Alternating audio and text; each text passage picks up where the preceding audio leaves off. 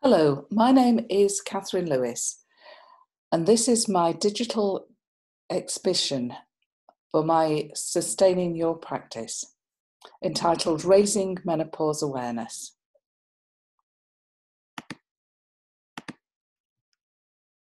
My textile practice covers very personal issues and how I translate these into art. I'm extremely interested in conveying messages and narratives and how they speak to others. There's a cathartic approach in my work. In opening up my thoughts and feelings, I aim to create empathy, which is really important for me as an artist. Many of my studies are about how I react to life and what I select to show to myself of the world. Sometimes this is fragile and sometimes a little bolder.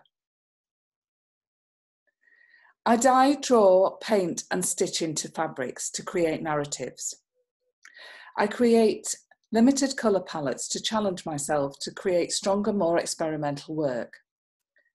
And through minimal stitching, ripped fabrics and painting, I can convey emotions and feelings. My sketchbooks are my lifeline. In them I write down ideas, words, drawings and photographs. These books hold my immediate thoughts in a raw state, so I can refer back to them to develop them into larger works.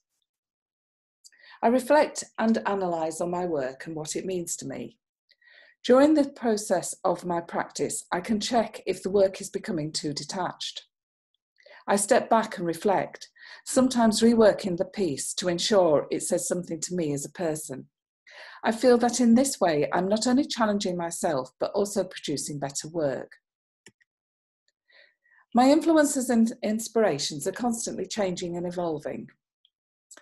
From Tracy Emin's challenging, personally driven textile work, to David Hockney's bold colours and brushstrokes. The image in front of you is by Emma Plunkett, entitled Menopausal Woman Painting. I have chosen to show this image as it was very inspirational to me in my practice from a very early stage. I feel Plunkett's work of Symptoms of the Woman is very compelling. This is a real woman.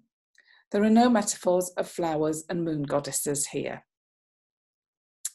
So after many false starts in my creative journey, I realised that what was important to me as an artist is to create emotion, feeling and honesty to engage with others. I'm not actually sure I chose the subject of the menopause or whether it actually chose me. Once I started to look at emotion in art, my own experiences and feelings took over. And I have never looked back since. I feel immersed in the topic, giving me a wealth of ideas, which is really exciting for my future practice. The menopause is often called the last taboo, and this textile exhibition tackles that taboo by creating discussion and awareness through art. My proposal was to create an artwork which would be the focus of my final degree show, reflecting the journey of the menopause. The piece would be a collaboration between people who experience the menopause, either themselves or with a friend, colleague or family member.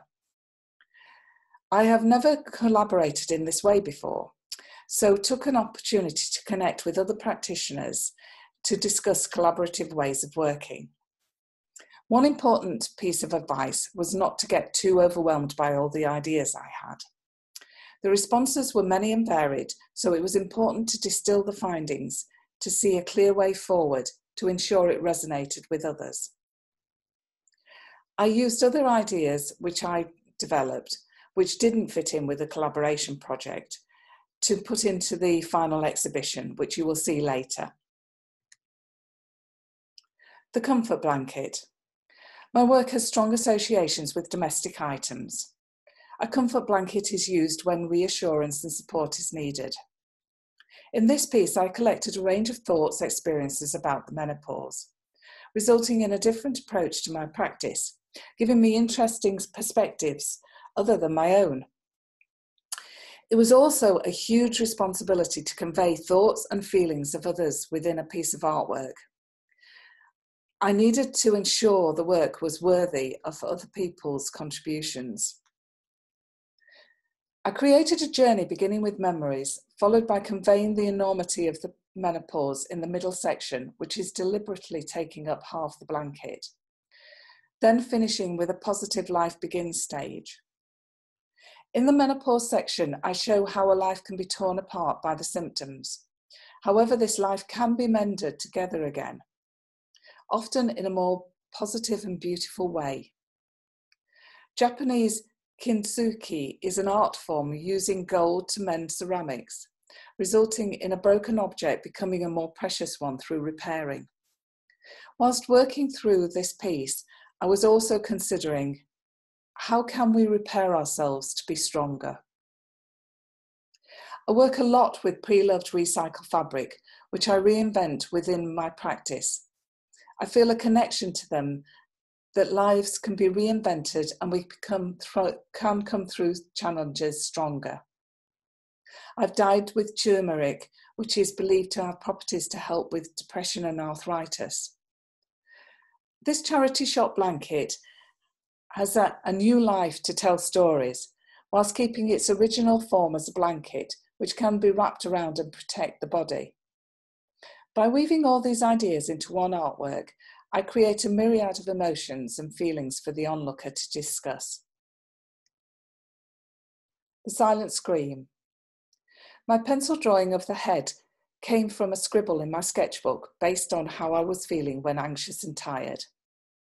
It sat in my sketchbook for a while before I decided to create it further with paint or an embroidery sample. The inspiration from Monk's The Scream can be clearly seen. I call the image the silent scream as it's about hiding symptoms of the menopause. We want to look normal to others, whilst inside we can be feeling desperate, screaming silently to ourselves. I use the dress as my canvas to show how we create an image of ourselves to the world. My personal scream is prevalent after lack of sleep. I need to dress for work without anyone knowing that inside I am completely shattered. So the dress lets the scream come to the front of the garment and is no longer hidden. Hence the silent scream develops a voice to be heard. On the back of the dress, I have embroidered an image showing relief that the scream is no longer silent and I can be myself. The piece shows the pressure of the menopause symptoms on women in the workplace. The night sweat. In this piece, I wanted to explore the human body and how it leaves impressions behind. I found night sweats very debilitating, creating interrupted sleep, and I found it difficult functioning to my best ability. The scale of the work is deliberately large to achieve maximum impact on this important symptom of the menopause. The space left behind is the lost sleep that the person didn't receive and will never get back. The areas of heat painted on the pillow and the sheet are in human shape to show an image of where the body has been. The body has cast the sheet and blanket aside. The questions remain: what is that person doing now and how are they feeling? I feel that this is the most raw and personal of all the works in the exhibition. The coverlet. Quilt makers have been creating personal stories in their work for centuries. It seemed very natural for me to portray my story in this manner as well. The smaller images on the coverlet represent symptoms of the menopause, surrounding a larger central image of the woman looking forward to the future.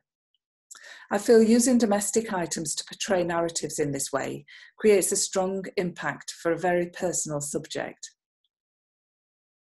Most of the fabrics are recycled and dyed to the colour scheme, giving them a narrative of their own. I decided to make a coverlet rather than a quilt due to the heat that the wadding in the quilt would create. For a woman suffering from night sweats, a thick quilt would only add to the symptoms. This piece of artwork was made for personal specialism, so it's the earliest piece of work for the exhibition. It was a huge challenge to put together, as I'd never attempted something on this scale. However, the more the sampling and imagery I created, the larger it grew. Over the months, I've become more fond of it, as though it has grown with me. I think that's the beauty of textiles. They become more personal over time and usage. The hot flush. In this piece, I show how the hot flush rises up and dominates the body, bursting through the garment as the clothing tries to hide it. By layering the fabric, I created the feeling of the heat becoming stronger as it spreads through my body, even though I try to suppress it. I feel it's almost like a battle to keep the flush under control, but it always dominates, releasing itself through my arms and torso and neck. The jagged stitches, loose threads, and torn shredded fabric show how the intensity of the flush builds up and can at times create chaos in my mind. This may be for only a short, brief time, but they can happen at most inopportune moments.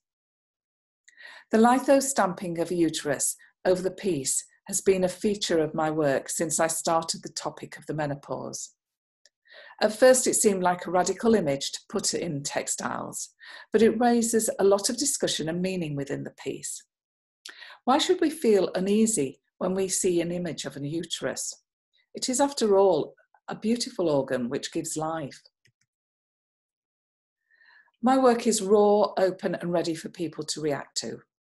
It's also full of reflection and editing to ensure visibility of emotions and feelings to others to allow connection. I find it really therapeutic to look into ways of portraying the symptoms I and others are experiencing. By delving into fabrics and paints, I can be lost for hours and days trying to work some things out. Sketchbook and sampling allow the experimentation which takes me further within my final projects. And also they help as a memory aid to remember and register all my ideas. I now want to show you a short video about comments and feedback from the exhibition. Thank you.